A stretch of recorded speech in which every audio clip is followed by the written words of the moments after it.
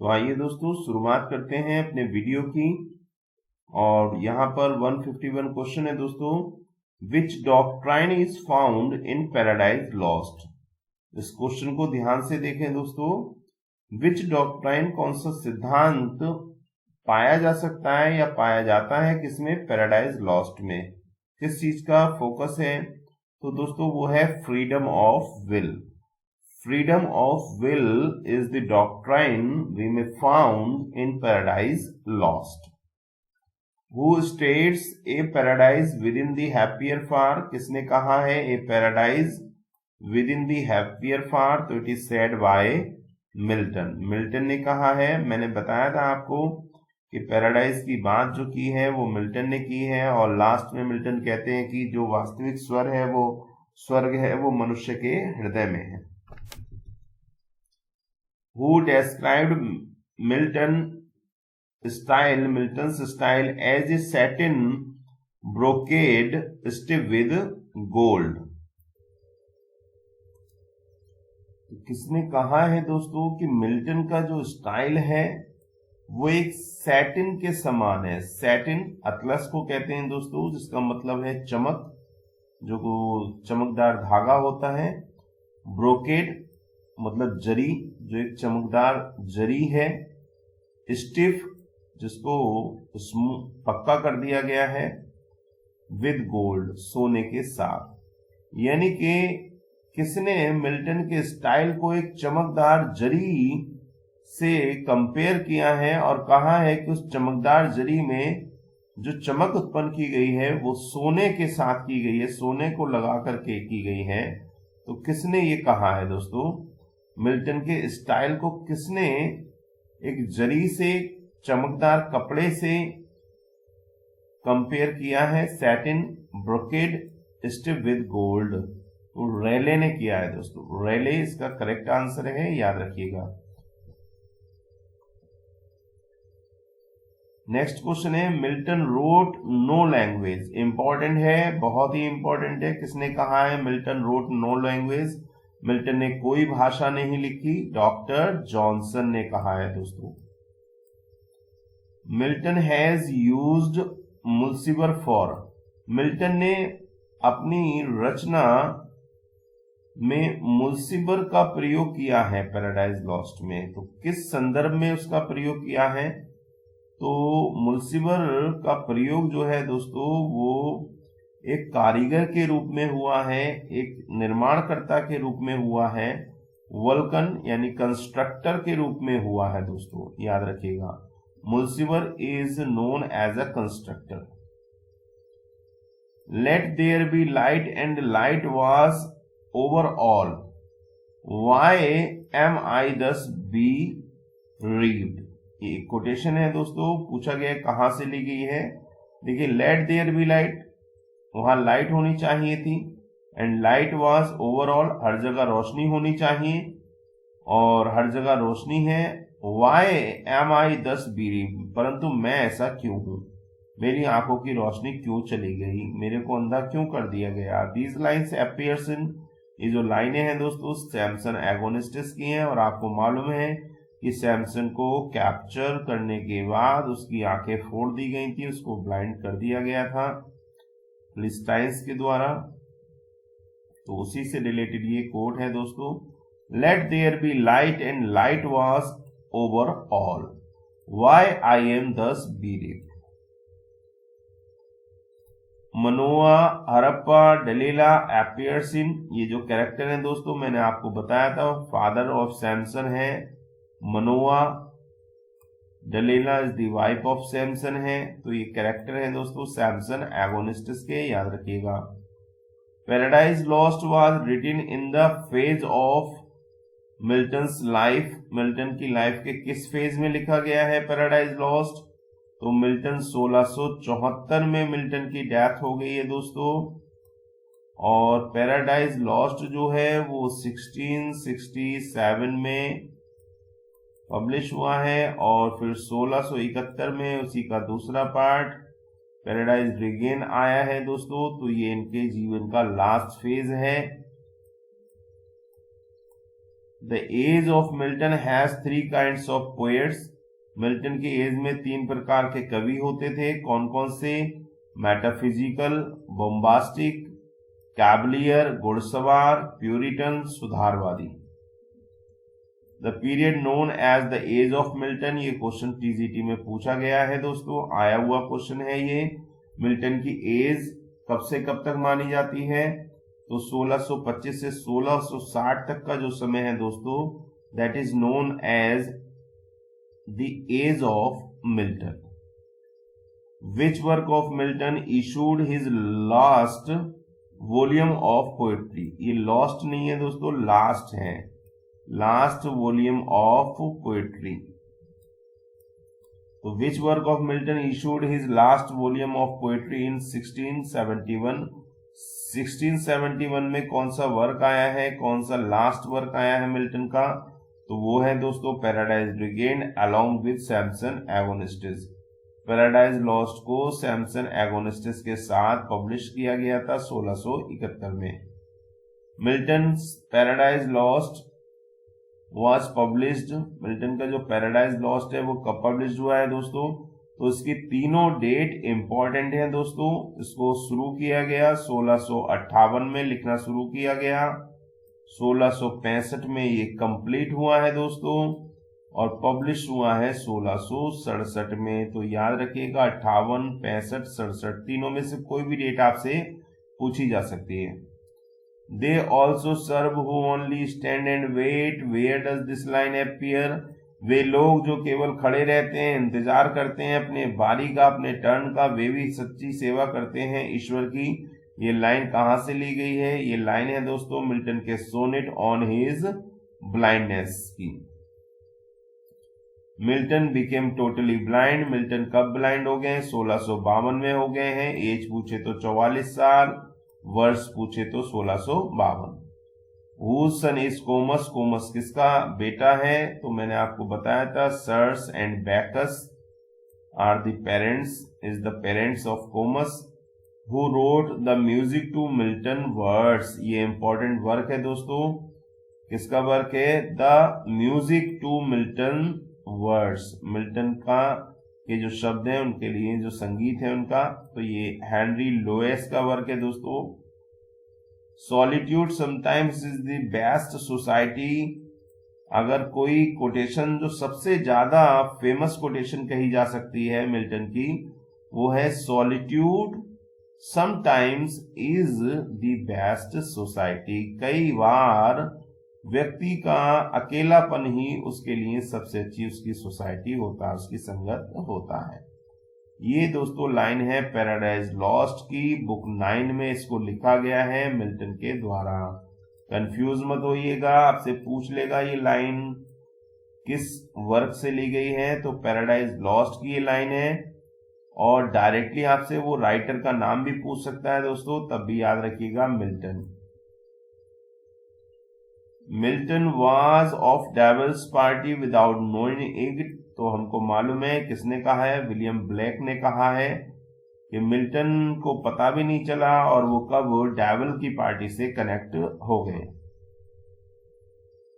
Milton's devil as a moral being is as far superior to his God. It is a quote by Hazlitt. ये Hazlitt ने कहा है Milton के जो devil हैं as a moral being is far superior, वो ज्यादा superior हैं टू हिज गॉड, उनके देवताओं से, उनके ईश्वर की जो चर्चा इसमें हुई है उससे। It is said by Hazlitt. Who is known as the lady of Christ College. किसको लेडी ऑफ द क्राइस्ट कहा जाता है? Lady of the Christ College कहा जाता है। तो ध्यान दीजिएगा दोस्तों, मिल्टन को क्योंकि इन्होंने जो अपना ग्रेजुएशन है, जो हायर एजुकेशन है, वो क्राइस्ट कॉलेज कैम्ब्रिज से कहा किया हुआ है, और यहाँ पर इनकी ब्यूटी के लिए, इनकी सुंदरता के लिए इनको लेडी कहा जाने लगा, और जो उनका टाइटल था वो पड़ गया the lady of the Christ. और क्राइस्ट से मतलब यहाँ पे क्राइस्ट कॉलेज से है। Milton took his MA degree. Milton ने एमए डिग्री कब ली है दोस्तों? तो 1632 में एमए डिग्री ली है। Edward king was drone in the, Edward king जिस पर इन्होंने एलेजी लिखी है जॉन मिल्टन ने 1637 में, वो कौन से सी में डूब करके उनकी मृत्यु हुई? तो आइरिश सी में। ध्यान रखिएगा दोस्तों। Milton met Dutch scholar in Paris, Milton एक डच स्कॉलर से पेरिस में मिलते हैं। Name in the scholar, name the scholar, उस स्कॉलर का नाम क्या है दोस्तों? तो ग्रोटियस। मैंने आपको बायोग्राफी में बहुत अच्छे से चित्र के माध्यम से समझाया है। Milton met a Dutch scholar Grotius, इनकी मुलाकात ग्रोटियस से हुई, गैलीलियो से भी हुई। Milton also met a scientist, एक साइंटिस्ट से मिले इनका नाम था गैलीलियो इन फ्लोरेंस। तो ध्यान रखिएगा, पेरिस में ग्रोटियस से मुलाकात हुई है और फ्लोरेंस में इनकी मुलाकात गैलीलियो से हुई है। Milton work which is the source of Paradise lost, Milton का वह वर्क कौन सा है जो सोर्स कहा जा सकता है पैराडाइज लॉस्ट का?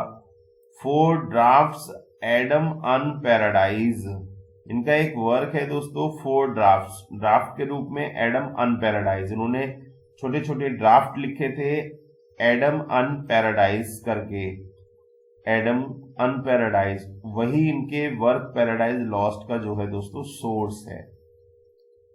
मिल्टन मैरिज, मिल्टन की जो मैरिज है दोस्तों 1642, 1652, 1656, 1663।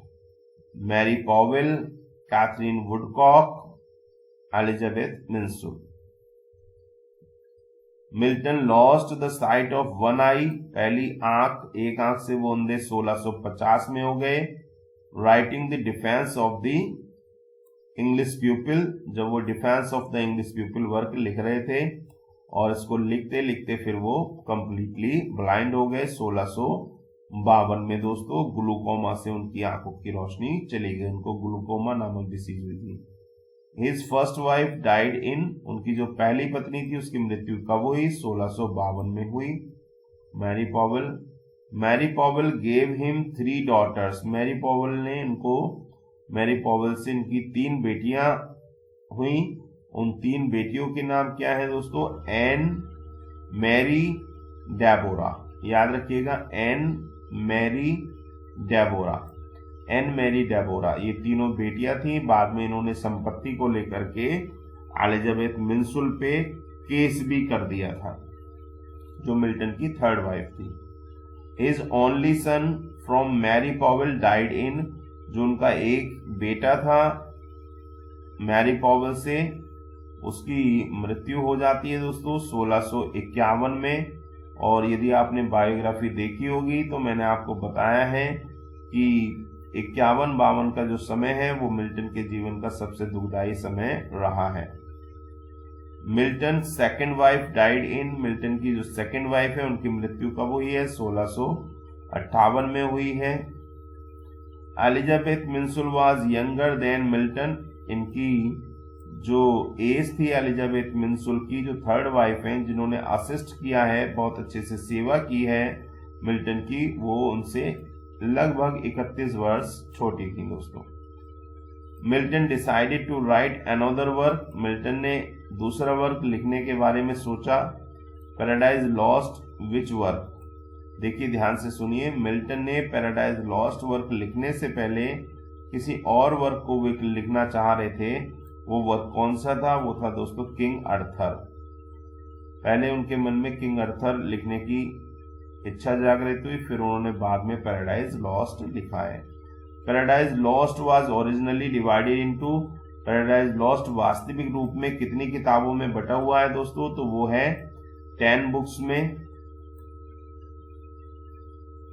जो वास्तविक मूल स्वरूप था वो 10 था, बाद में उसको बदल करके 12 बुक्स में उन्होंने डिवाइड कर दिया। The copyright of Paradise Lost was sold to, most important question है दोस्तों कि जो कॉपीराइट है पैराडाइज लॉस्ट का वो उन्होंने किसको सेल कर दिया था? तो सैमुअल सीमंस को इन्होंने कॉपीराइट दे दिया पैराडाइज लॉस्ट का फॉर 5 पाउंड्स, केवल 5 पाउंड्स में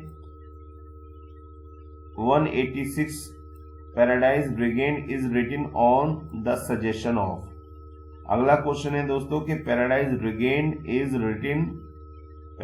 रिगेन्ड को लिखा गया किसके सजेशन पर? थॉमस एलवुड के सजेशन पर लिखा गया, और इन्होंने एक पत्र लिख करके मिल्टन से कहा था what about paradise regained.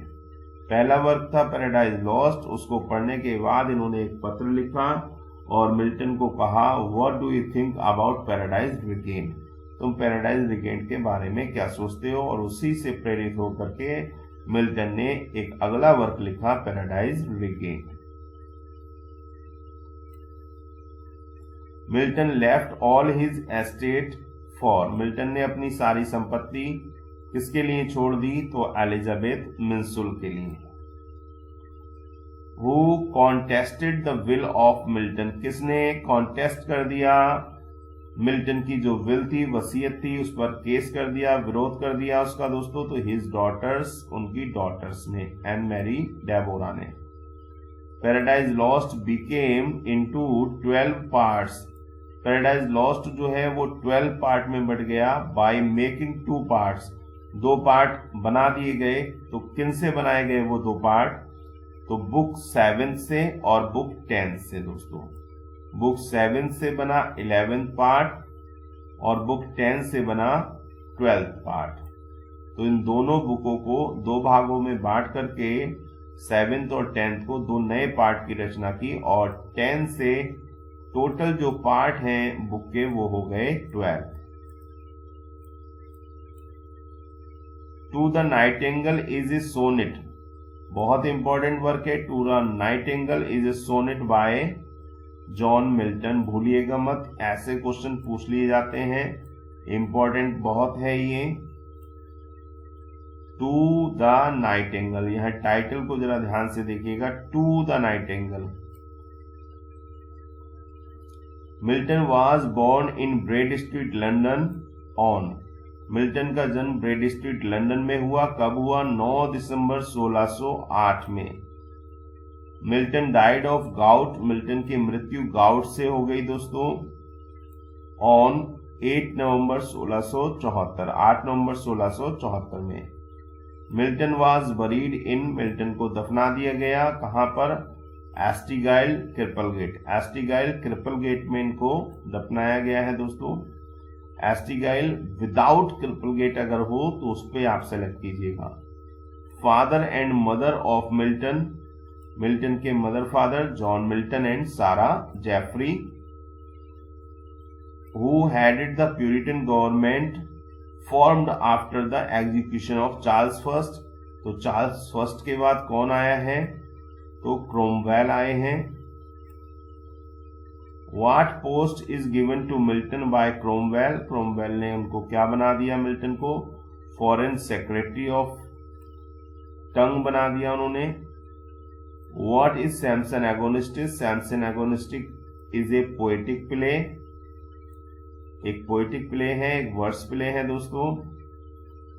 Which book has a meeting of Adam and Eve for the first time, Paradise Lost का कौन सा वॉल्यूम है जिसमें एडम और ईव की जो मीटिंग है वो फर्स्ट टाइम हुई है दोस्तों? तो वो है बुक 4th में। सैमसन लव्ड ए वुमेन, सैमसन एक वुमेन से प्रेम करते हैं, उसका नाम क्या है? उसका नाम है डेलेला, इसी ने इनको चीट किया था, धोखा दिया था। Milton became blind at the age of, Milton किस अवस्था में, किस ईयर में अंधे हो गए? तो 44 वर्ष की अवस्था में वो ब्लाइंड हो गए।